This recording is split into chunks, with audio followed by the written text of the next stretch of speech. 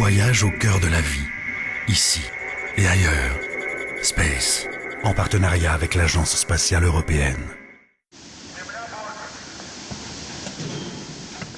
Dans l'immensité de la steppe du Kazakhstan, le cosmodrome de Baïkonour. Le rivage de l'univers, comme l'ont joliment appelé les pionniers russes de l'exploration spatiale.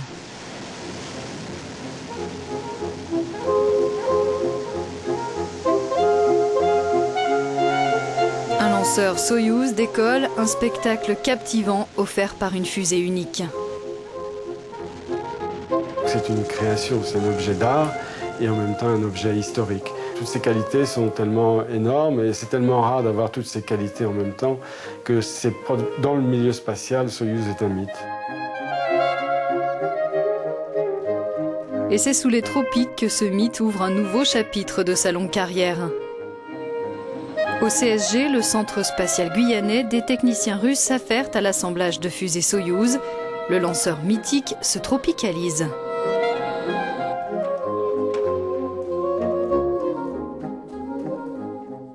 Soyouz, ça a bercé mon enfance.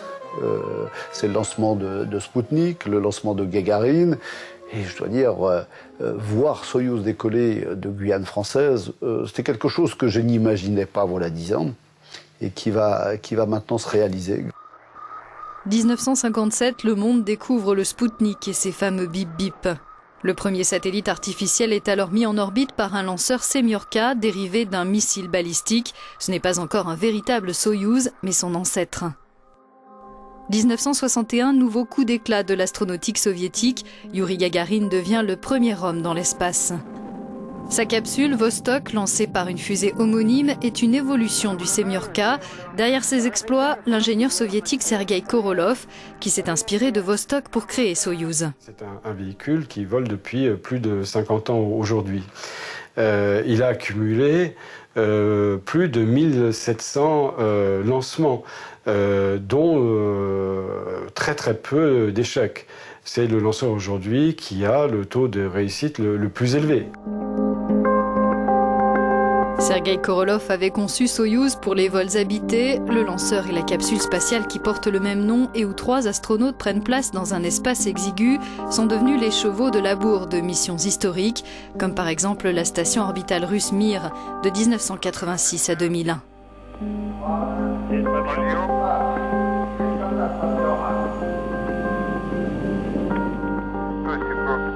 Les Américains, de leur côté, avaient développé leur propre système, la navette spatiale.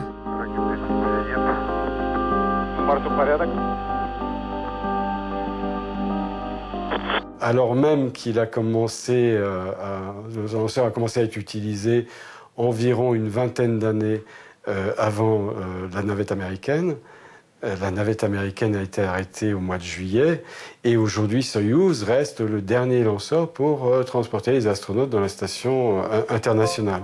Grâce à sa flexibilité de conception, Soyouz offre de nombreuses possibilités. La fusée sert aussi de lanceur au vaisseau russe Progress qui achemine fret et ravitaillement vers la station spatiale internationale. Un travail qu'assure également le ravitailleur européen ATV, lancé lui par Ariane. Autre domaine d'intervention de la fusée russe, la mise en orbite de satellites commerciaux ou scientifiques. C'est ce dernier champ d'action qui est à l'origine de la joint venture de tropicalisation du lanceur en Guyane.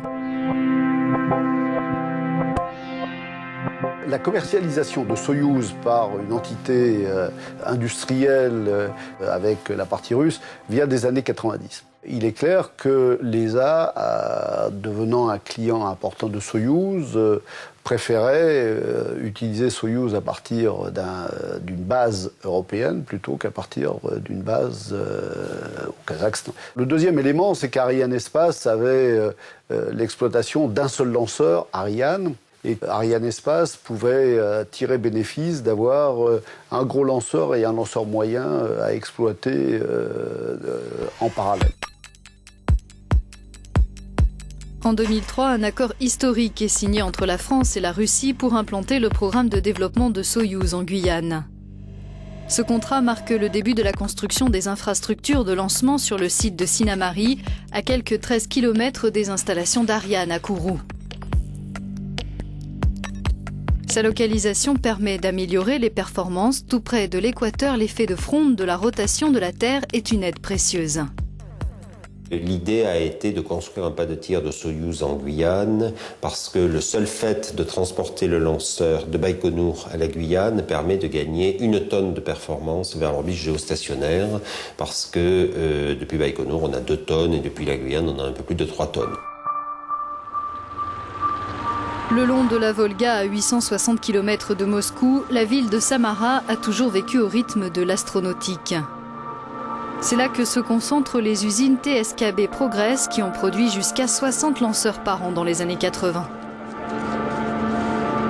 Les versions tropicalisées de Soyouz n'échappent pas à la règle. Elles sont ensuite acheminées par voie ferrée et maritime jusqu'au port spatial de l'Europe en Guyane. Un périple de 11 300 km. Il y a finalement, pour un Soyouz adapté à la Guyane, 3 différences majeures par rapport à ce qu'on voit du même Soyouz lancé à Baïkonour. La première, c'est un système de pilotage numérique. Auparavant, on était à l'analogique, c'est-à-dire des lampes, des choses comme ça, mais c'est un lanceur qui a été conçu il y a une 60aine d'années.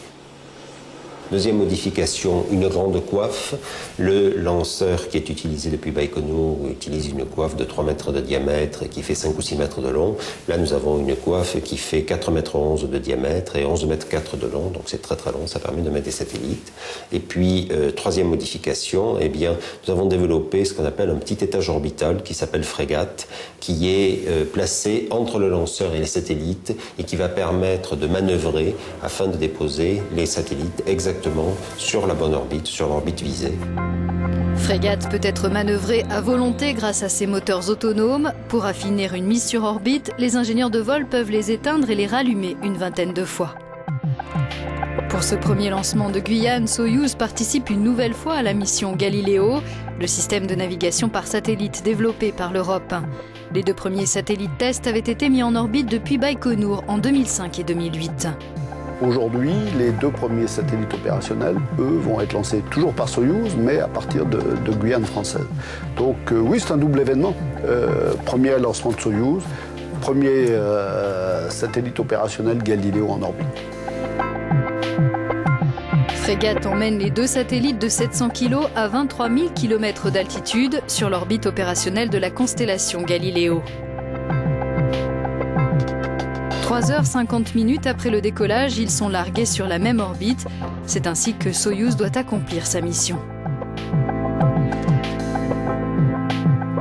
Mais il ne faut pas perdre de vue que la complexité des technologies appliquées, ou parfois la simple malchance, peut réserver des surprises désagréables.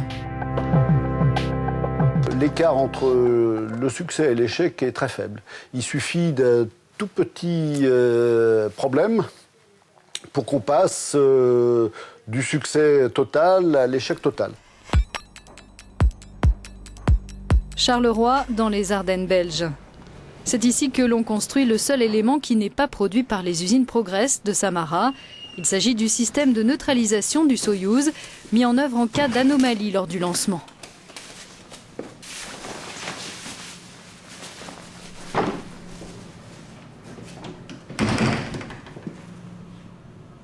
Ici, la fabrication est confiée à un personnel exclusivement féminin, considéré comme plus apte que les hommes lorsqu'agilité manuelle, précision et concentration sont requises.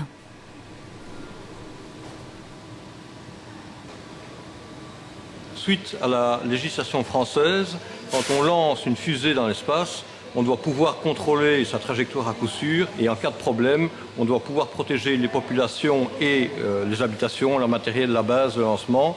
Et donc on a ajouté au Soyouz russe une chaîne de sauvegarde qui aura pour effet, si le lanceur s'écarte de sa trajectoire, d'arrêter les moteurs en fermant la sortie du réservoir de carburant. Et donc cet équipement est le cœur de cette chaîne de sauvegarde du lanceur Soyouz. 14 octobre 2011, les portes du hall d'assemblage du site de Sinnamary s'ouvrent pour que la vénérable fusée aux formes uniques effectue son transfert vers le portique mobile, destiné à abriter les opérations d'intégration de l'étage Frégate et de ses 2 satellites Galileo. La méthode est différente de celle pratiquée à Baïkonour. En Guyane, nous avons souhaité avoir un processus un tout petit peu différent, ce qui veut dire que nous dressons sur le pas de tir le lanceur sans les satellites. Ensuite, nous abandonnons un portique qui va isoler le lanceur des conditions extérieures. Et en Guyane, vous le savez, il pleut beaucoup, à la différence de Plessest ou de Baïkonour. Donc c'est pour cela que nous avons souhaité isoler le lanceur et surtout les équipes qui travaillent sur le lanceur. Et nous amenons donc les satellites en position verticale sur le lanceur une fois qu'il a été érigé. Le père de Soyouz, l'ingénieur Sergueï Korolev, avait l'habitude d'accompagner à pied avec tous ses techniciens le lanceur lors de son transfert jusqu'au pas de tir. La tradition a été respectée à Sinnamary, ajoutant davantage d'émotion à ce moment solennel. Je peux vous dire qu'à titre personnel, je suis particulièrement content parce que ça fait une quinzaine d'années que je travaille sur ce projet, que c'est finalement le projet d'une vie.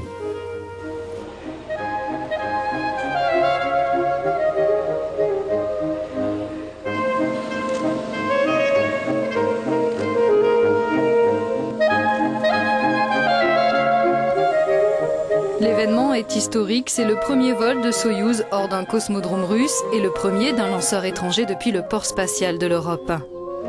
Il ne reste plus qu'à installer Frégate et ses 2 satellites Galileo au sommet du 2e étage de la fusée. Soyouz, c'est un peu plus que les autres lanceurs. C'est pour ça que c'est un lancement qui sera vraiment chargé d'émotions. Enfin, pour tous ceux qui connaissent l'espace, qui aiment l'espace, il y aura beaucoup d'émotions.